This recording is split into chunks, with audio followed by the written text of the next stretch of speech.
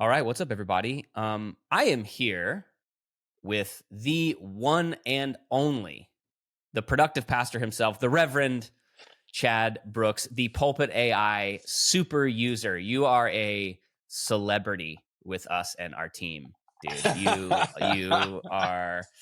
You've broken it. You have used it to its max capacity. So, how you doing, man?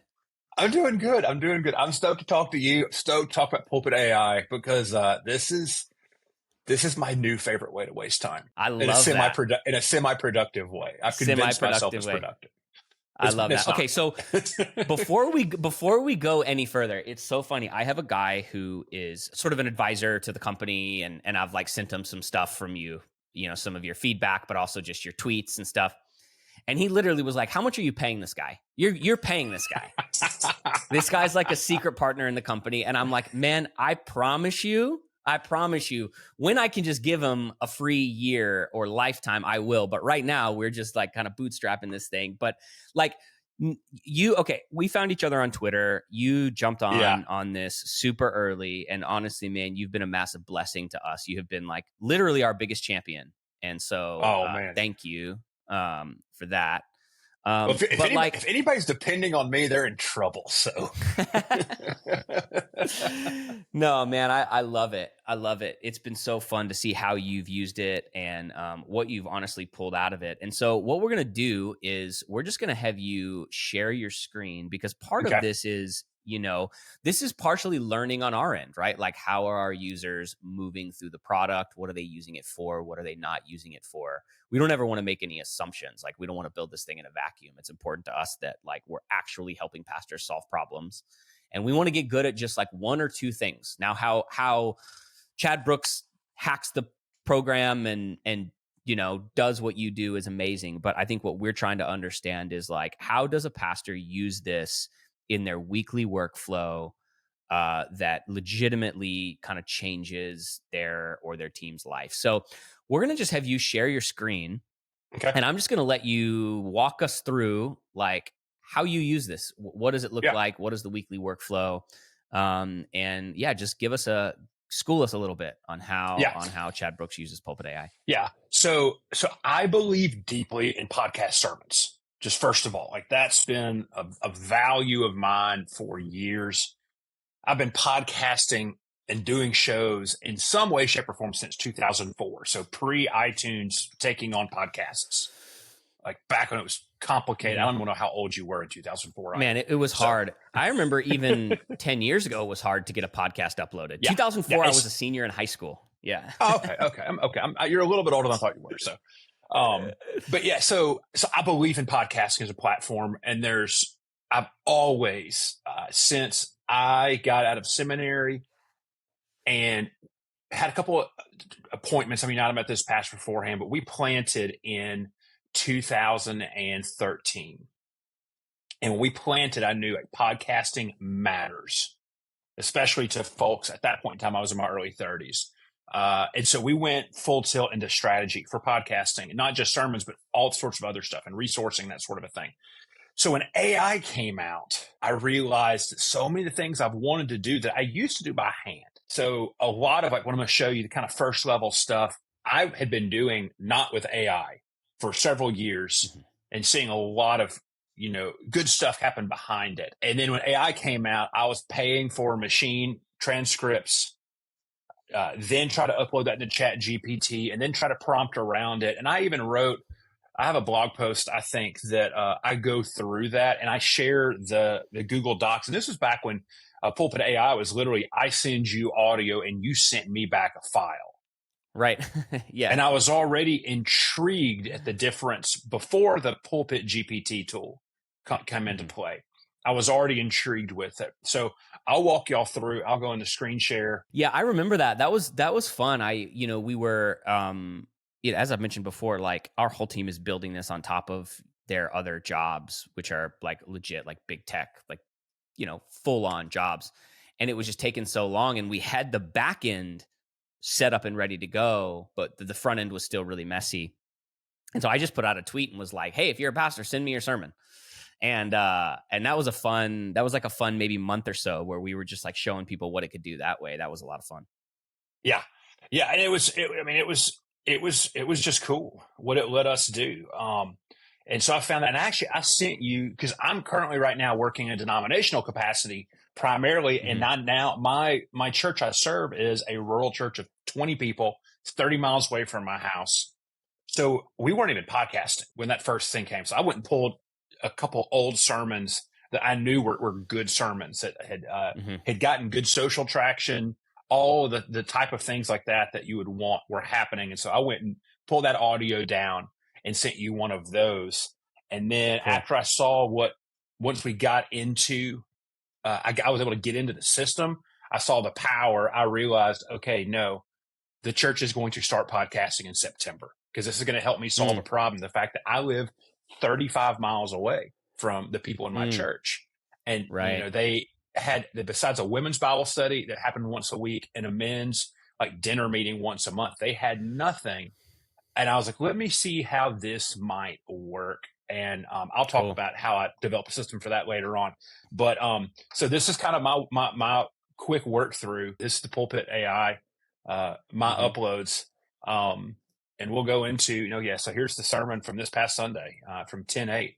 If Hmm. we pull into, the generic stuff, the transcript feature is really good. I stutter and I'm a redneck, Hmm. and it does 15 times better than the machine learning that I used to pay, I think, 15 cents a minute for or whatever. Yep. Yep. So I open my stuff up and it's there. And, you see that we automatically, the summaries are really, really solid. All the stuff is good. Hmm. I love the chapter feature, but so much of what I use this phase, because I've got the devotional piece that it will generate for me.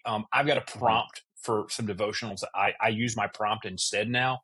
But a lot of what I Yep. love about just the general Can I outputs that pause? y'all give. Can I Yeah. pause and ask you a question on that? What's the Yeah. difference in your prompt? What do you prompt it for a devotional? So what I found, and we'll see what it generates, is I like to get the devotional, I like to get discussion questions, and I like to get additional scriptures. All in one, and it'll pull additional scriptures for you. Yeah. Yeah. Oh yeah. Yeah. Yeah. Yeah. Yeah. Yeah. Wow. Yeah. It'll put, in fact, Cool. I've got, yeah. So here's the devotional that it built out Hmm. for this. It's Hmm. giving me scriptures from inside the sermon, and it's giving me the little devotional. I like the questions because the discussion question feature is really good too. And so my thought Hmm. was, okay, let me try to combine this, because also I had a Twitter thread that kind of got some good traction of where I take advantage of um, using a Rode Wireless Go. This is how I record my podcast at the church. Our sound system is Yep. horrible. Hmm. My lapel microphone Hmm. works half the time. I mean, it's tiny country church. And so this Yep. records, outputs as MP3. That's what I upload to Anchor, do the church podcast, and then that's what I upload into Pulpit AI. Cool. Cool. And so this is okay. So here we go. So the discussion questions are solid. Like, I like Hmm. them. I would love to just copy paste all 10 of those. So what I typically do though is I go into the Pulpit GPT tool, Hmm. and then I have a handful of outputs. And what I'll generally do is come in, give me a,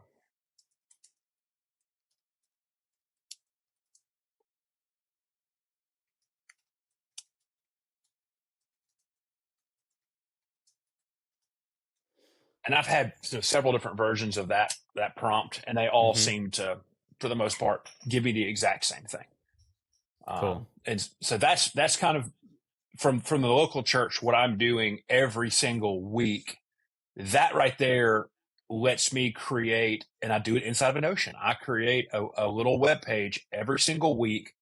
I put it inside of Notion, and then I can email that link to the church, and I can email that link and put it out on social media and stuff. And this is going to sound silly to larger churches, churches I've served for in the past. I mean, I spent most of my career at churches of around 300 to 500 people, but I run 20 people. So, okay, there you go, right there. So that's given me Oh yeah. some Cool. scriptures Hmm. inside of that passage. A lot of times I can ask prompts around, with this being a Psalms message, it might not want to do it, but I can generally ask it a bunch of prompts and that sort of stuff. And I can get uh, additional scriptures from Genesis to Revelation inside of it. Uh, Cool. And that's what I just take this, copy paste all of that. I'll just go Hmm. out and share it. And I've had people that have sent this out. I actually have an email that will give people the template for things and everything they might want to do to build this out Cool. themselves. But you can see right there, Cool. this is the back end Notion Yeah. page. And I mean, I've got the audio links to iTunes, Spotify, the streaming, and then the daily devotions. Yeah, see right there. So the way I output it, and I normally mess with it 2 or 3 times Hmm. to get. So you're seeing it's Hmm. out. It's outputting additional scriptures in the way that I did it this past Sunday. But for me, I run 20 people on Sunday morning, but the podcast will typically get downloaded about 25 times a week, and Hmm. I can tell that Hmm. Notion page generally it has about a 2 or 3 week tail to it. And at the end of like Wow. 3 weeks, that little Notion website will have about, 15 or 20. Now, if you're in a church of 500 or 1,000, 20 people doesn't sound like anything. But I mean, I'm essentially seeing 100% of my Sunday morning attendance is engaging with this content online. And also what I'm seeing is it's reaching people that I'm hearing about from in town. Like some guys like I train jujitsu with now, like, hey, I did the devotions this week. Like they ain't going to drive 35 miles out to this little country church. And so, Mm. this reach that expands out can be pretty Hmm. significant. So that's my Yeah. basic use case that I talk about all the time. Now we can talk about how I like to try to break Pulpit Yeah. Yeah. Yeah. Show me how you break it. AI. And that's going to probably take a little bit too long. But like what I started doing is like I have stuff saved now that I've learned to save my prompts. Hmm. I learned to save my outputs, that sort of thing, if I want something. Hmm. And so I sent you an email a few. Well, Well, and I was just going to say quickly, a lot of what your feedback and actually a lot of our other feedback has been in terms of, because, part of this whole beta program here is like, we want to spend a significant amount of time in it and just learn and understand Yeah, how people are using it, what they want, what is indispensable to them. yeah, And one of the things we've realized is there's a bunch of bells and whistles that can be added, yeah, but funny enough, the most basic functions is what people want: the ability to hmm save prompts, the ability yeah, to rename their files. file name, and Yeah, all of this kind of stuff, which is why I love watching how you use this in kind yeah, of in conjunction with Notion, because it kind of helps us go, okay, how can we continue to build this so that you don't actually ever have to leave Pulpit AI in yeah, order to kind of get all of the stuff that you want. So it's really helpful for yeah. us. So this is what. So let me back up. Then I'll show you what I have done because all of those things I have told you. So let me show back Hmm. to what I have done to try to get around it. And I'll be honest with you, I don't. I'm not stressing out about it anymore because I figured out a Right. workaround. So what I've learned is Right. and I think that I started figuring this out once the initial beta that I was part of flipped and in the new account. So I kind of got Hmm. my previous stuff got wiped clean. But you can see right there, Hmm. there's recording that 20.mp3. That's the native name Mm. file out of the little Road Wireless Go. And like in that situation, like, okay, I know what that is. That was a Sunday sermon.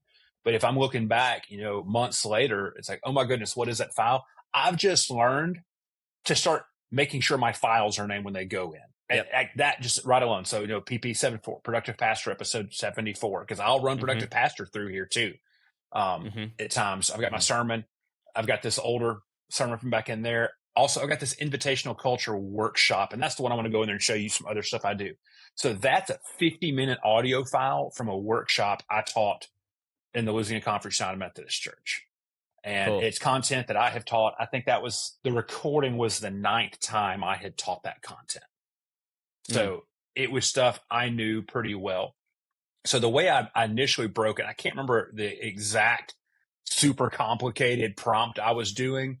But I've got the Notion outputs that are in there. So for the people ask, like, just talk about video ideas. We people think about how do we use this stuff for TikTok or whatever. Hmm. So I have my prompt saved. Give me 10 video ideas from this message with outlines.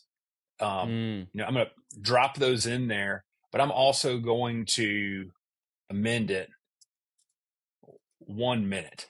So right there is for any type of short form vertical content right there. Hmm. Uh, and I've learned that that's something I'm experimenting with right now is the idea of short form content coming out of Hmm. sermons, because that you've already done all the work, especially if on Sunday or Monday you come to this, you Hmm. should be able to very easily or quickly go in and knock out 2 or 3 1-minute videos. You don't have to. Hmm. If you're socially curious like I am, or you're really, really, really evangelistic, that sort of a thing, this could be an easy way to engage this.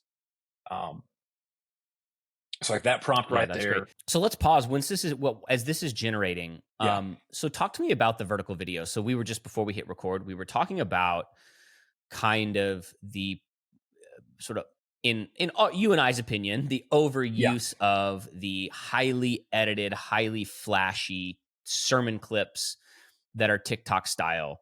Yeah. Um, Yeah. your perspective is more like, hey, actually, that's great, and I get it. I actually do get why pastors and churches do that. I'm not gonna knock on it, and we're working on a product that can help people do that well. I am Yeah. very upfront saying I don't think that's the most effective.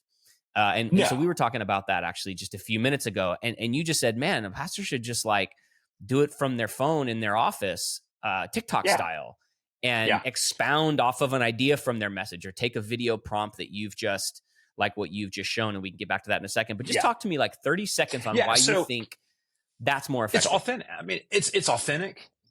It's also, people can tell when you're trying to put too much icing on the cake. And I also think, unless you've got 5,000 people and a bunch of, red cameras filming your church service on Sunday morning, you having that slick layer of that skin on top of it, it's just inauthentic. Mm-hmm. And then last, every single major social innovation happens through people bootstrapping and being honest and real and authentic and transparent. And then the About where marketers they're at. take it over. Yep.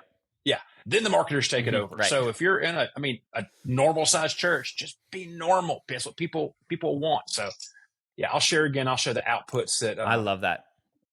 Yep. yeah, I that's love just, that. that's just my own personal. Well, I think there is a tendency for specifically pastors and churches, and I'm a pastor in a church, so I'm I'm knocking on myself here.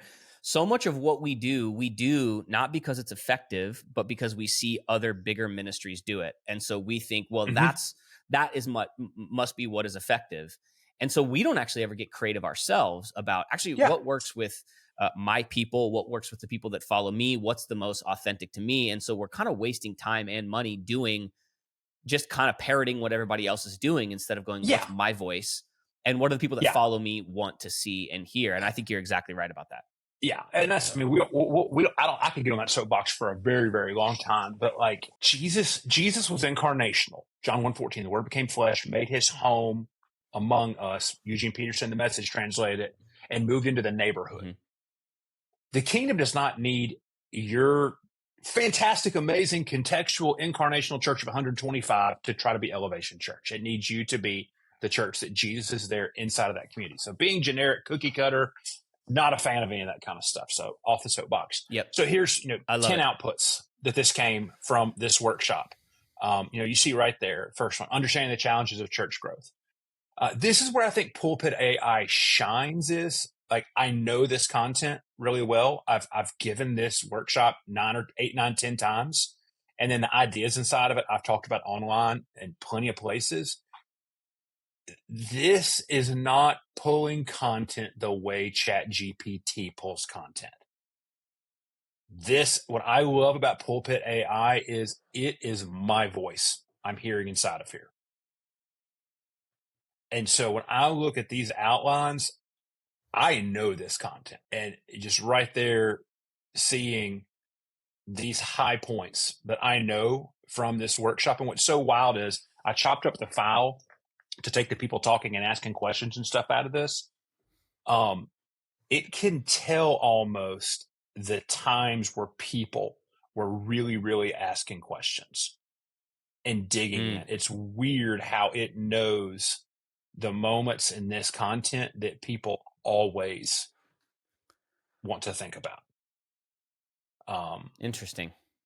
And so like that right there. So you see that 10-minute one video ideas. And here's the thing, I can can I hammer out pause you those there? easy. Yeah. So let me just pause you there for a second. So it sounds like to me what you're saying is like, hey, listen, and you, like I say, you were using this in the previous version of this, which, Hmm. we're still in beta. There's some bugs, there's some features that are lacking. There's like the list, on our on our roadmap goes on and on and on and on and on.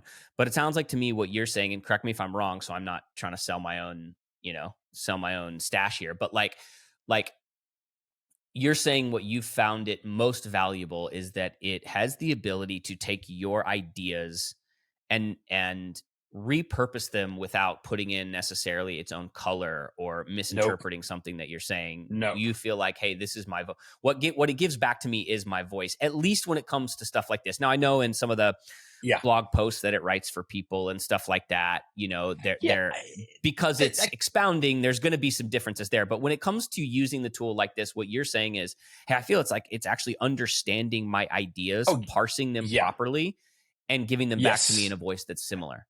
And that's what I want to show you. Because I mean, there's ways that there's certain words I can tell that the AI likes. And so when I Hmm. get those outputs, those automatic outputs, it's like, okay, I know this is this word. This is this word. And there's been times I've tried to get it to not use that word. And I've learned like, okay, this is not what this tool is for. Let me just be here and then just do a little bit of editing. Because I mean, nothing ever goes 100% from Pulpit AI to me sharing it. I always do some work. Right. But you mentioned the previous version and the voice and that sort of a thing. So one of the sermons I uploaded in the previous version, I don't have access to this. I need to re-upload the sermon.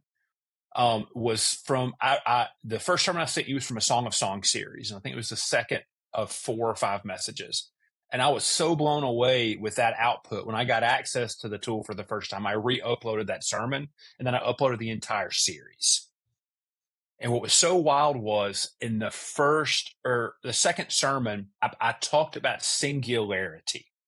And what's so funny is just like we do in preaching, sometimes we come across something in the middle of a sermon. And if we're preaching a series, as much work as we have done, we didn't grab that idea in our pre-work. It just shows up in the moment of preaching. And we realize in the moment live that, oh, this is a huge thing.